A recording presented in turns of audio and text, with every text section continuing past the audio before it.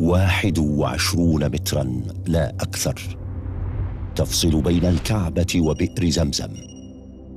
فوهة البئر تقع أسفل المطاف حذو الحجر الأسود.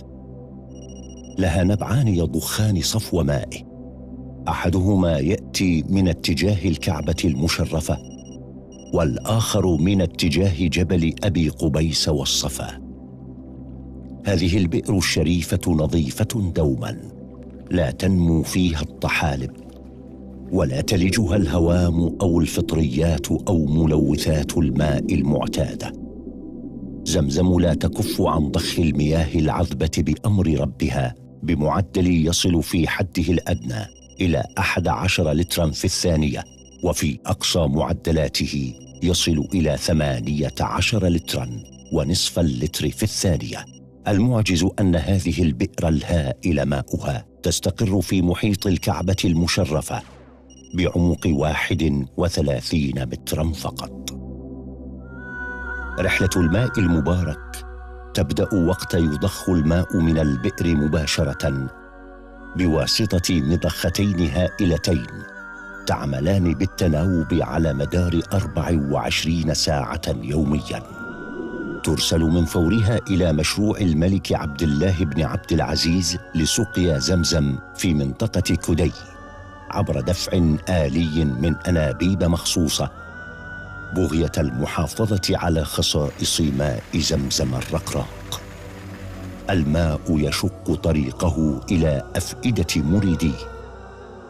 أما المسجد النبوي فيسافر إليه الماء المبارك يومياً، وينتقل الماء المدرار إلى جوار المختار عبر صهاريج مجهزة بمواصفات قياسية يتم تأمين أغطيتها ومحابسها بأقفال، بحيث لا تفتح إلا عن طريق الموظف المختص في مسجد رسول الله صلى الله عليه وسلم لصونه من أي مؤثرات. يبلغ معدله 150 ألف لتر في الأيام العادية، وفي المواسم يصل إلى 400 ألف لتر. تتابع عمليات السحب والضخ ومراقبة شبكات الأنابيب والخزانات بواسطة الألياف البصرية عن طريق برنامج متطور يعرف بنظام إسكادا.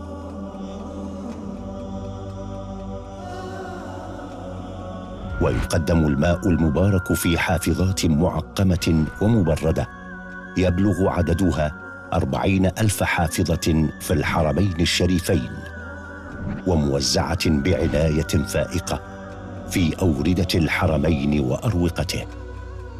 تجهز الحافظات في نقاط التعبئة المنتشرة داخل المسجد الحرام والمسجد النبوي، ثم تنقل بمنتهى الدقة عبر السيارات الكهربائية إلى أماكنها. ويراعى تقديم الماء مبردا وغير مبرد تلبية لرغبات الزوار والمصلين.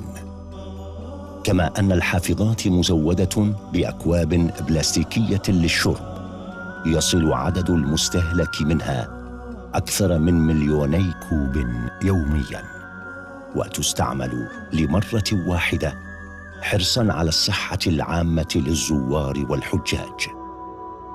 وتمتاز الحافظات بوجود أقفال خاصة من أعلاها تحمي ماء زمزم من العبث والتلوث بالميكروبات والأتربة. وتغسل الحافظات وتعقم على مراحل بصورة احترافية ودورية في المحطات الخارجية.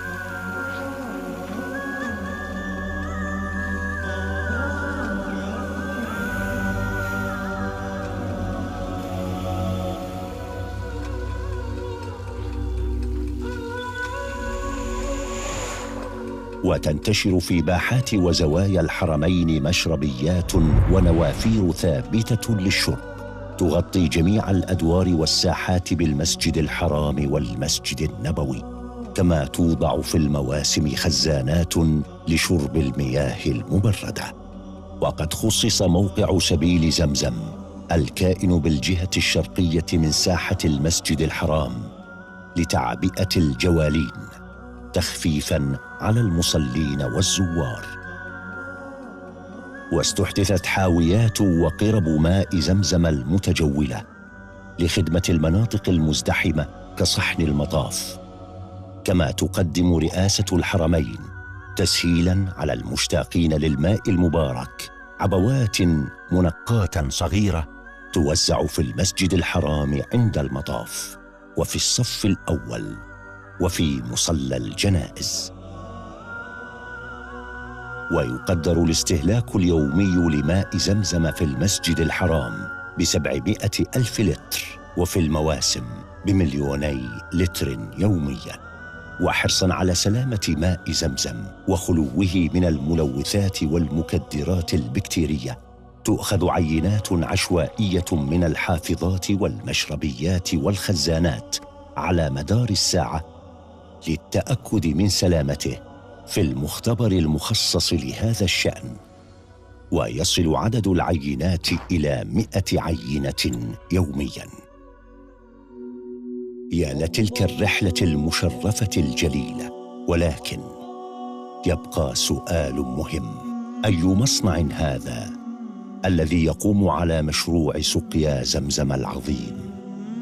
في عام 1431 هجرية 2010 ميلادية حدث تطور مبهر ونقلة نوعية وتاريخية لمشروع سقيا زمزم، وذلك بافتتاح المصنع الهائل مصنع الملك عبد الله بن عبد العزيز لسقيا زمزم بمنطقة كدي بمكة المكرمة. إنه الصرح المنيف الذي يهدف لرفع المعاناة الكؤود التي يتكبدها الناس في الوصول إلى خير ماء على وجه الأرض، وتوفير ظروف وشروط سلامة وأمان غير مسبوقين، وحماية الماء المبارك من التلوث والتلاعب عبر تعبئته وتوزيعه آلياً وفق إجراءات الميكنة العالمية. كما يحتوي المشروع على مستودع آلي مركزي لتخزين وتوزيع 1,050,000